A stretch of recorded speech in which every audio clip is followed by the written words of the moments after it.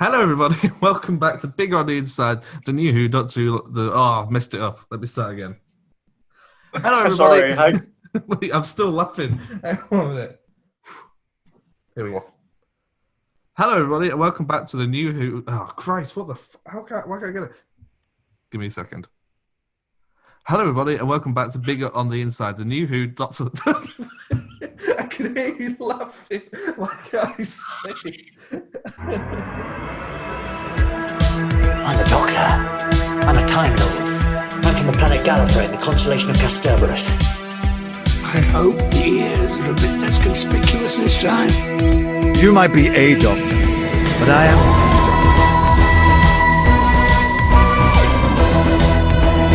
I'm a doctor, but probably not the one you expect. Absolutely fantastic. All of time and space, everything that ever happened or ever will. Where do you want to start? Hello, everybody, and welcome back to Bigger on the Inside, the new Who, Doctor Who Watch Along podcast. With me, as always, is my friend Harry Murdoch. What episode are we watching today, Harry? today, Tim, we are doing the Christopher Eccleston classic, Boomtown, in Cardiff, with Rose and Captain Jack. I don't know why that's so funny. Because it sounds just like him, but at the same time, sounds nothing like him.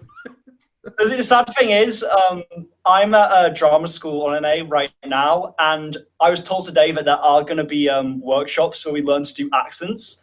So my northern accent could potentially get half decent, and then I won't be able to do the funny Eccleston voice anymore. What a shame we probably won't be doing Series 1 anymore by that point. I'll be able to whip out my bad David Tennant impression. Don't do it now, you gotta wait. Subscribe so you can hear that. Yeah. Okay, so we're going to talk about Boomtown, which is the 11th episode of Series 1. We've only got two more left after this, so that's going to be exciting. I didn't really know what to make of this episode. What did you think of it, Harry? I mean, I know a bit about the background of this episode, which I'll go into a little later, but kind of on first impressions, it's a very kind of low stakes episode.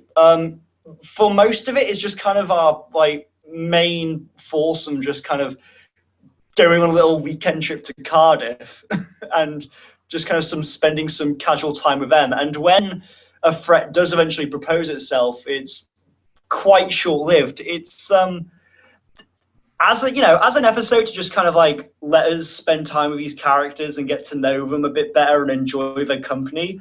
It's quite nice. I do enjoy it. Although considering that this is it's not Eccleston's penultimate episode, but it's his one before that, you'd kind of think that you'd maybe want to spend, the little time you have left with him doing something a bit more substantial, especially the kind of team up of him, Rose, and Captain Jack, which you don't only have really in kind of 5 episodes total. No, yeah, you're right, yeah. That specific team up. Yeah. Yeah, and even in Empty Child, the Doctor Dances, they don't share that many scenes together. This is kind of their first full episode with them as a full TARDIS team. No, it's the only one with those 3 and Mickey as well. Yeah, I'll get on to Mickey because I love Mickey, but I want to talk about Jack first. Yeah. He's a very different type of Jack, I feel, to what we see later on in the series, and especially with the Tennant era. He's very different. In what regard do you think? I found him to be very cheesy and very corny. Yeah, like when he doing that little biting his lip and doing the W. Yeah. And when he picks up the hoverboard and he's like, "Wow, look at this!" and he's like saying what it is, and he's like, "And you stand on it, and you're protected by this big invisible shield." I'm like, "What the hell is this?" I suppose the thing of because this is obviously not Moffat writing Jack anymore. This is Russell T Davies, and I suppose if Moffat is the one who created Captain Jack, is it Moffat who created the character? I believe so, yeah.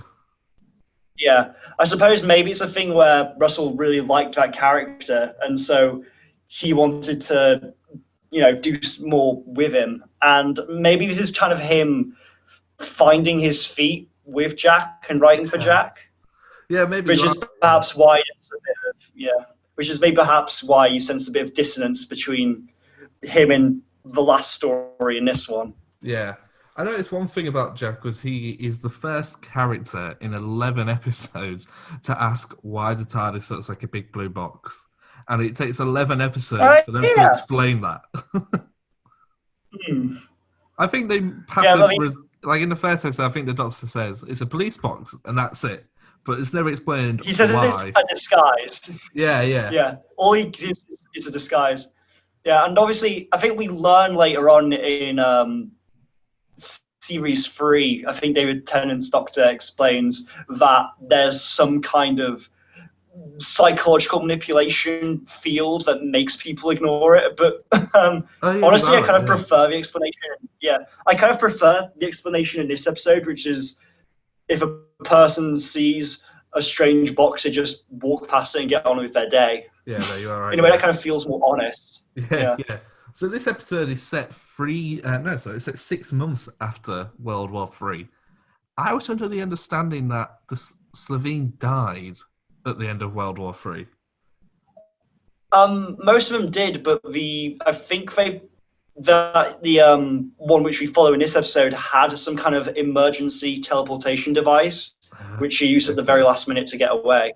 Oh, yeah. I see. Okay, I wasn't aware of that. Yeah, because obviously when she runs away from them, she tries to use a teleportation thing. She does. And the Doctor uses, his little, sort of screwdriver to redirect her back to them. Yeah, I was going to suggest that maybe the version that we see in Aliens in London World War III is a future version that is born from the egg that we see at the end of this version. I don't think that's quite... No, I think they refer it quite explicitly. She refers explicitly to the events of World War III and Alien. Is it? Yeah, what was it called? Aliens in London. Aliens in London, World War III. Yeah. Yeah, that's it. Also in this episode is the return of Mickey. He gets slightly better treatment at the start of the episode. It does go downhill for him very quickly. Yeah. Because in episode The Empty Child, where Jack reads Rose's psychic paper, it gives lots of details about Rose and says, in a relationship but considers herself single, I think it says. But when she knows she's coming back to Cardiff, she gets Mickey to come all the way from London to Cardiff so she can see him. Yeah, and I mean, the relationship between her and Mickey, it's really it's a tough one to watch, honestly. Yeah. Mickey says kind of the thing of, am I going to have to spend my life waiting around for you because I will? Yeah. And it's kind of, that like reveals that kind of Mickey really does, he deeply cares, he really loves Rose, but, ever since the Doctor's arrived, she's gone this adventure, he's just been losing what must have been, a pretty good relationship. Yeah. It just seems to me that Rose is maybe not the best girlfriend to have at this point. It seems that she was very lovely to Mickey and they got on very well when they were both on Earth, but for some reason, I think maybe from Rose where there was a scene where Mickey's holding onto Rose when the TARDIS lands and he's like freaking out. Maybe that was a sign of, this guy's a bit of a wimp, I'm going to go with the Doctor. Yeah, perhaps. My boyfriend drives a yellow VW Beetle and this guy has a spaceship. Yeah. I mean, although I am kind of glad that towards the end of this episode, you do kind of start to see a bit of kind of self-awareness and guilt from Rose. Yeah. Like, especially when they have that argument, don't they? Yeah. And then afterwards, when she goes back to the TARDIS, you can tell that she's kind of really kind of regretting how she was and how she's been with him. Yeah, one thing I did notice on this episode is I felt this whole episode was only written to set up themes for the next series and the remaining 2 episodes. It sort of sets up key points we need to know for episodes 12 and 13, and it also sets up the penultimate of series 2. Maybe not directly, but they're there. Yeah. I mean, I feel like perhaps because I know a little bit about, like I said before, I know that. Sorry, let me just catch myself. I'll start this again. Now, I think there might actually be a reason for why this episode feels so functional. I think that I've heard a little bit about the behind-the-scenes development of this first series, and originally, Boomtown as an episode wasn't planned to be part of the series. They had another episode which was written, and I'm not sure if it was written by Russell or a different writer, but the episode, I think they had at least a first draft, and they just really didn't like it, so they scrapped it and wrote Boomtown instead, which could perhaps explain why it's so, kind of functional, and why, it takes place in Cardiff, easy filming. Yeah. Do you know what that original episode was going to be?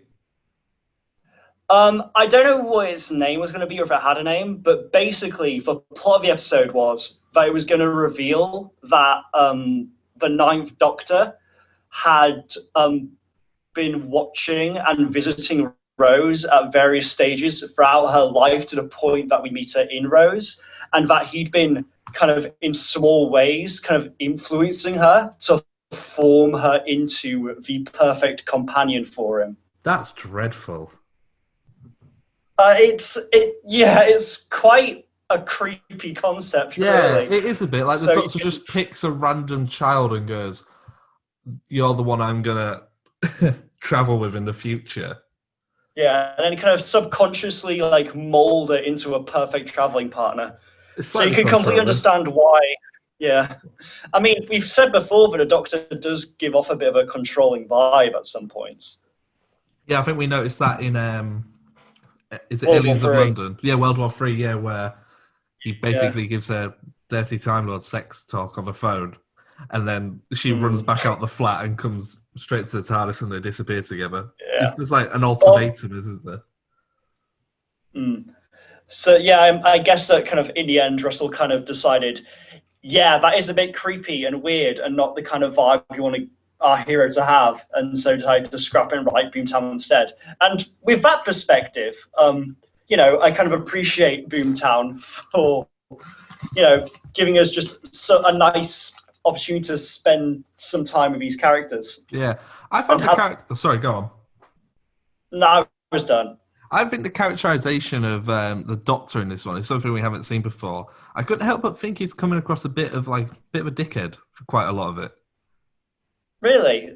Towards the Savine, or towards Margaret a bit, towards Mickey, not so much towards Jack, not towards Rose, but maybe indirectly towards Rose by insulting Mickey, I guess. Sort of patronizes Rose a little bit. Especially when they bring Margaret onto the TARDIS, and she's talking about if she goes home, she's going to be killed, and when she crash landed, and the Doctor's just openly laughing at her. He treats her a bit like she's an idiot. Yeah, I mean, I guess it is quite cold for them to kind of do that, especially with, at that point, do they have the knowledge that when he takes her back to her home planet, I'm not even going to even try and pronounce it, that she's essentially going to get a death sentence? You can't say Raxacorical Fallopatorius. Oh, get you. I thought you'd know how to say that. I mean, I can't even remember it. I'm just impressed that you... When did you go to the effort to memorize the name? Probably when I was 7. Really? Yeah, something I've always known. Also, the Absorber Love comes from their twin planet, Clon. But we'll get to that when we get to the best episode of Doctor Ever, Love and Monsters. Anyway. That statement may or may not be ironic. Yeah. So even though the Doctor treats Margaret like she's an idiot, I think she comes across a very strange character. I think a lot of the characters, especially the Doctor and Margaret, have very strange characterizations. Especially so when the Slovene is sat on the toilet getting upset over the fact that she can't have kids. Yeah, it's an interesting kind of follow-up to that character, and it's interesting to try and take her in this direction where she's kind of starting to kind of develop and grow beyond just being a completely cold villain. But then, as the Doctor points out, you spare a few lives, but at the end of the day, you take so many more. Oh yeah, definitely. It's It's an interesting one where it's kind of like, on one hand, there are kind of a lot of kind of layers to it, and a lot of dimensions to it, but at the same time, it's quite black and white, and she's still, an evil monster. No, yeah, definitely. There's Bad Wolf makes its first, I'd say, proper appearance where it's mentioned by a main active character, but then again, just brushed straight under the rug. Yeah. It's Bad Wolf, 2 Wes, follows us wherever we go. Oh well, I'm sure it's just a coincidence. Let's carry on. And that's definitely. Imagine if that was. Sorry, go on. Imagine if that was literally it. Imagine if that was the resolution to Bad Wolf. They just shrugged their shoulders. Yeah, because I think that really lends itself into what I said earlier about this just being an episode to set up the penultimate 2 episodes. Yeah. I'm just looking. I can edit around this if I remember. If I haven't remembered to edit around this silence, and subscribe. But yeah, the jokes in this episode, I found that some of the jokes to be slightly cheesy and corny and not really work for me. Especially when Mickey arrives in the TARDIS and they go, what did they say? I wrote it down. What the hell did they say? They go, into time and space, and then they clap hands. They all high five. Yeah, I was like, what the hell is that? I wonder how much time have the 3 of them been spending together for them to have that kind of sitcom rapport. Yeah, I was thinking, I watched it and I was like, ooh, I didn't know if it was meant to be funny or meant to come across cheesy because we're seeing it from Mickey's point of view. Yeah, I think it was meant to come across cheesy, that kind of the 3 of them have got kind of a weird level of closeness together. I mean, I actually have heard one half jokey, half not really jokey theory that the 3 of them are basically in a throuple. Oh, yes. Which, that would explain a fair bit. I'm sure there's some horrible, horrible fan fiction out there. One thing that I did notice is the Doctor has a mobile phone. When they go into the city hall and they all pull out a mobile, the Doctor just has like a Nokia on him. Where the hell did he get that? I guess they just picked it up. I reckon I just went to the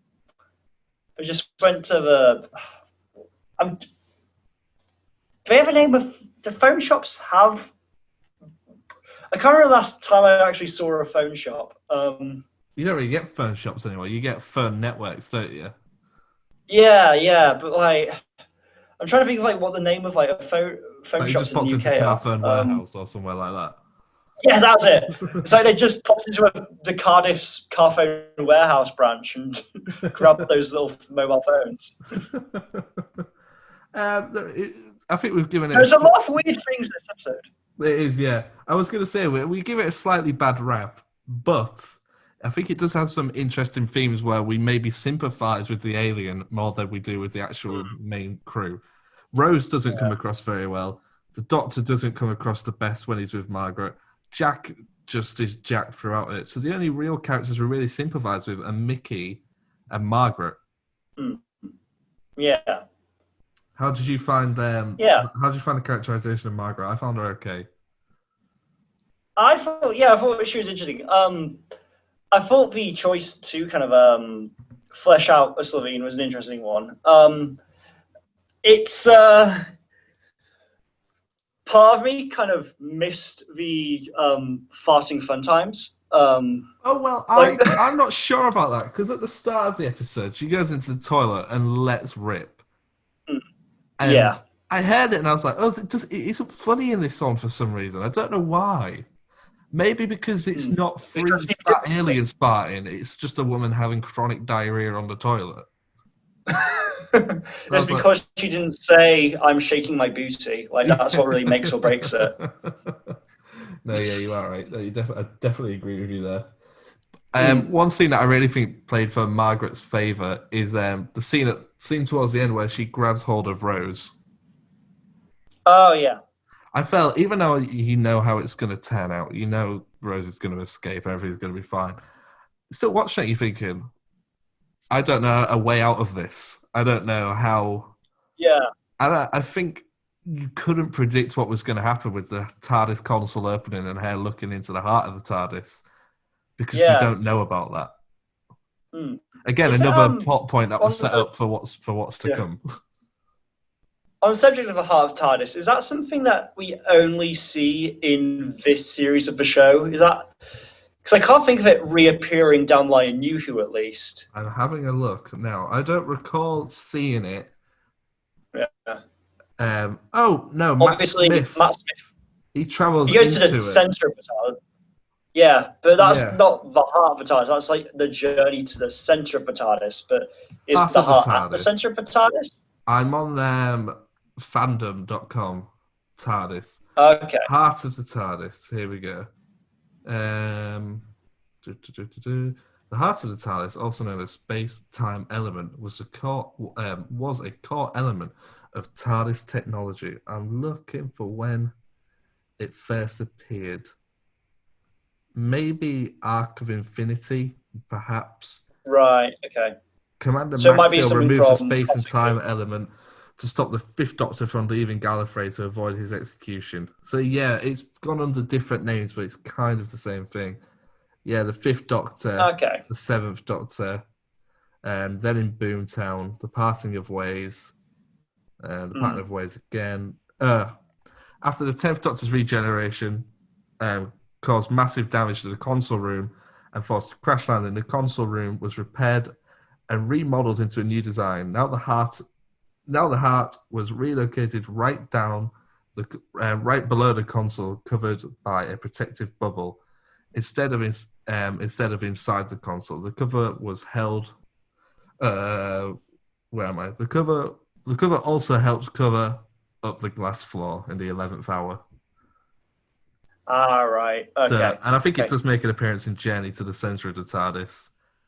And the engine was critically damaged, exploding, and opened a time rift, cracked in time. Yeah. So it's appeared now and again. It's gone under different names. So it's not. Maybe I was wrong when I said it's something we haven't really seen, but we didn't know it had this element. I don't think where it could literally kill someone. It was certainly the first time that New Who has introduced it, which for a lot of people would have been their introduction to the series as a whole. You mean there was a series before this? I thought this was the first Doctor. Oh yeah, sorry. You know what it is? I had like a dream or something that were like 8 other Doctors before this one. No, you're right. Sorry. Yeah, Chris Russell is the first Doctor. Yeah. And they based it off the Funko Pops, didn't they? The Funko Pops, and they were like, "Oh, that's a good idea. We'll make a TV show about this." Yeah, that's right. Yeah, and there's Funko Pops, and I think like these little this line of action figures from like the 80s and 90s of these like pepper pots with like sticks coming out of them. They were called like Daleks or something. But they're like, hey, we should make a show about these guys. At the end of the episode, Mickey Smith, he looks really pissed off, doesn't he, when he sees Rose has come back for him, but isn't really trying that hard. She hasn't. We know he's got a mobile phone. He had it with him earlier on. Why didn't she just phone him? Because I guess maybe Rose kind of part of her knows that Mickey doesn't want to talk to her. Yeah. Yeah, and then also one moment which I do really like at the end of the episode is when they kind of when Margaret's turned into the egg, and they talk about her saying that she can like have a start over, and Rose kind of just says almost to herself, "That'd be nice." And it's kind of like that hint that Rose kind of regrets the route she's taken and kind of wishes that she could start things over with Mickey and start from a better place with Mickey. Yeah, that's true. I was thinking, imagine if Mickey had turned out the same way Adam Mitchell did.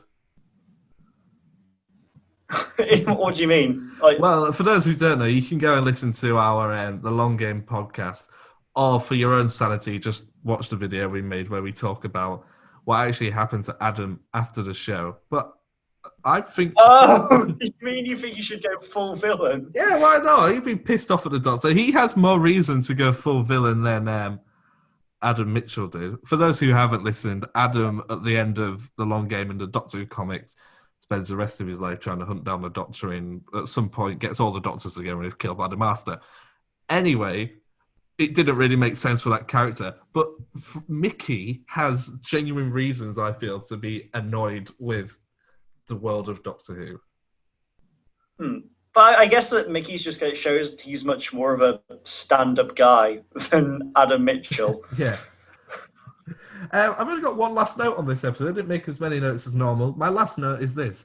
Mickey is one horny guy. As soon as he and Rose get time alone, he instantly wants to take her to a hotel room. I mean, it's been a year and a half. To be fair, Mickey does look like a good boyfriend, so I think even if Mickey Smith asked me to go to a hotel room, I'd be straight up there. Anyway, Harry, it's the it's the best part of all our podcasts. It's the part you look forward to the most. It's The quiz. It's the quiz. Oh yeah. Okay, so here we go. I have 3 questions for you. Are you ready? Yep. What was the coldest planet ever that Rose and the Doctor went to? What was the name of it? She mentions Was it like when she's with Mickey just before they have their argument. I don't know where this comes from, like New Venus or something? No, it's Woman Wept. Oh, of course, yeah. Add that to the list of I things don't you've got know wrong. where New Venus came from. What does the Doctor order at the restaurant with Margaret? Steak and chips? Yes! Got You it. got one right. Final question. Who is Mickey now dating? Oh, what's her name? Who works at the shop? Yeah. It's like Angela or No. something. What is it? Trisha Delaney. Oh, that's right. Yeah. I really feel bad for like that Trisha. scene. Yeah. She's going... I feel bad about Trisha Delaney, all this, yeah.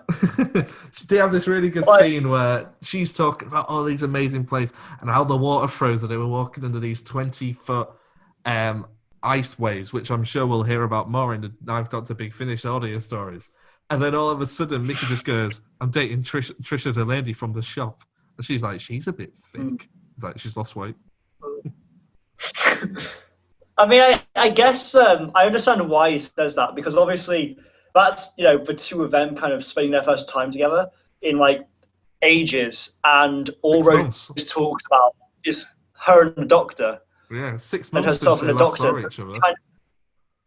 Yeah, and they get the first time they get to spend time together on their way to a hotel room for some pizza, and all she can talk about is the Doctor and what she's been doing with the Doctor, which on one hand makes sense, but on the other hand, it's a bit of a mood killer. Yeah, So it is a bit, yeah. I guess that was kind of him coming out with that was kind of his way of kind of confirming that it's over between the two of them. Yeah. Although then, of course, later on, she gets jealous and messes with his emotions all over again. Poor So, old Mickey. So, on your Mickey. famous scale of, do you want to do your scale? Can you remember what it was called? Why won't you just die? yeah, no, that's it. That's 1. So that's 1. And Round about 5 is about I am so impressive, and number 10 is what, Harry? number 10 is fantastic. E. So where on your list are you rating Boomtown? I like Boomtown more than Long Game. I'll say Yeah, that. definitely, yeah. Although I think it's only it's not above anything else. It's just above. It's the second worst episode of the series. Well, yeah, second least favorite. There's no episodes which I dislike. Like even in this episode, I did actually genuinely enjoy just seeing these characters hanging out and spending time with each other. Like the scene where they're kind of in the cafe and just kind of telling stories and all laughing. That's really nice, and it's kind of refreshing to see the Doctor with this kind of connected friendship group, because so often he's kind of on his own. So kind of it was a refreshing change of pace, but not exactly what I'm looking for when I tune into Doctor Who. No, well, one thing I noticed about that scene in particular is the way Rose is looking at Jack. She's like looking at him like with this like, she's like biting her lips and like pulling with her hair and playing with her hair. It's like Jack talks about all these amazing stories, and her boyfriend is just sat right opposite. Well, he's laughing along. I think maybe one thing that I really have noticed from this series is that maybe Rose is a good companion for Doctor Who, but maybe she's not the best person. No, I've heard a lot of people say that there are a lot of people who can't stand Rose as a companion because of just how selfishly she can act at certain points. Yeah, no. I personally do like Rose because I feel like the show kind of acknowledges her flaws. Like this episode does very much acknowledge where she's gone wrong. Yeah. And I like I've said before, I think the chemistry between her and Eccleston is next to none, second to none in terms of just they have really good chemistry. Yeah. But one thing that I did find interesting, maybe going slightly off topic here, is that, and I've mentioned it a couple of times, is there is talk of adventures they've had off screen. And do you think we might see some of these in Big Finish? I think that because obviously I think there's definitely potential for it. Because obviously the stories that kind of Rose recounted are the kind of things which we don't see on TV because you need a gargantuan TV budget to achieve it. Yes. But with an audio book, you just need the right, or like an audio adventure, you just need the right sound effects to really sell it.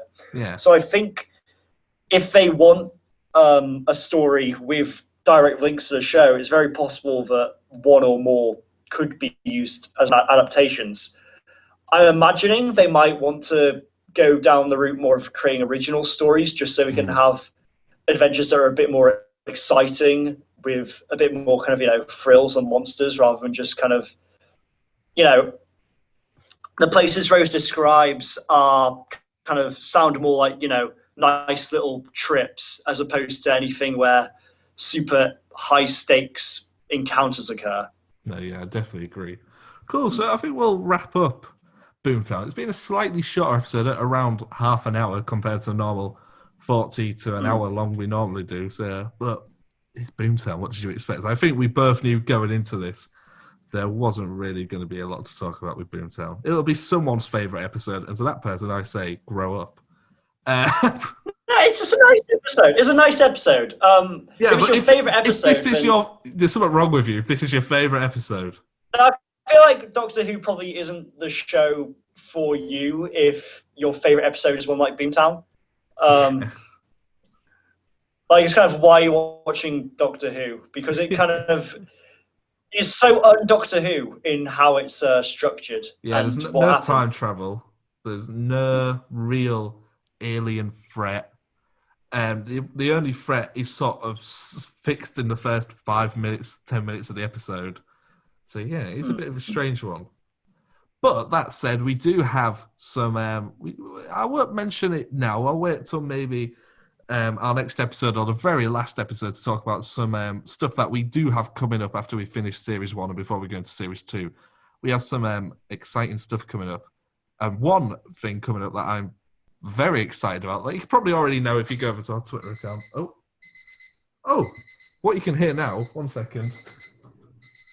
What's that? My alarm clock.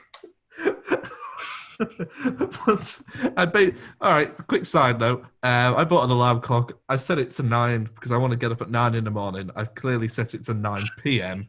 by accident. Right. So I'll fix it. Let me try. I'll fix it afterwards. But yeah, if you go onto our Twitter, you can probably tell what I'm pretty excited about. We've, I'd say it's an exclusive. Would you say it's an exclusive, Harry?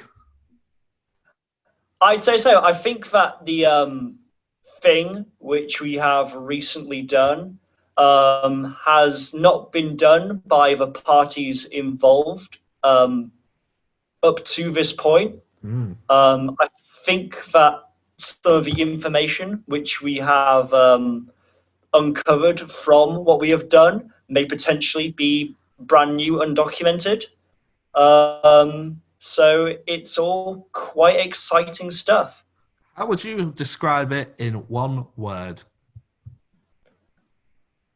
What we've done, Yeah, I would describe it as maybe a word that begins with F.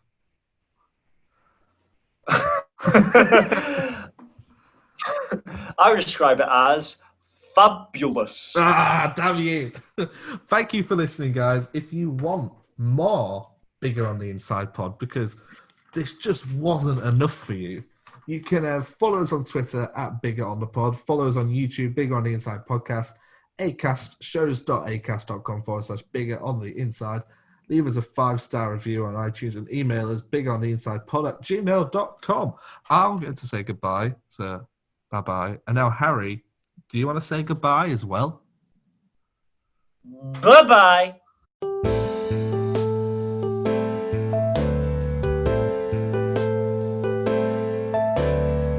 Don't forget to click below to subscribe to the official Bigger on the Inside podcast.